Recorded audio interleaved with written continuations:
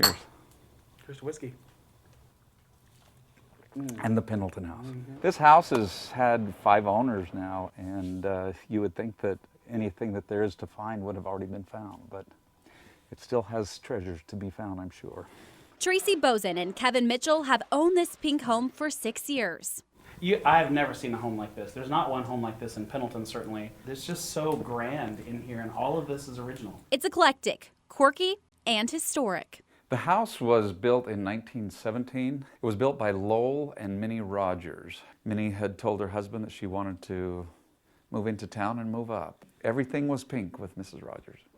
They built it at the turn of the century. This is a typical attic area here, but there has been no insulation in the house since it was built. And we have been going to put insulation in for a long time.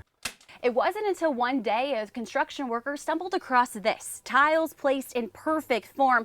He moved back the tiles and found 10 bottles of whiskey dating back over 100 years. It doesn't seem likely that you would forget that you've stuck 10 bottles of whiskey just either prior or during the beginning of Prohibition. It seems odd that you would forget that, but, you know, stranger things have happened.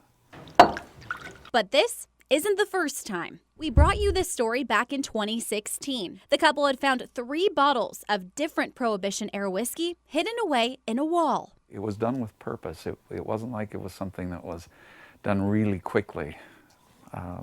There was a reason that they had put them in there.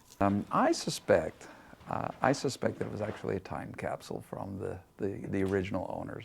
Tracy says he wishes he could hear from the people who hid the bottles, find out their stories and how they lived. It does make you wonder what else might be in here.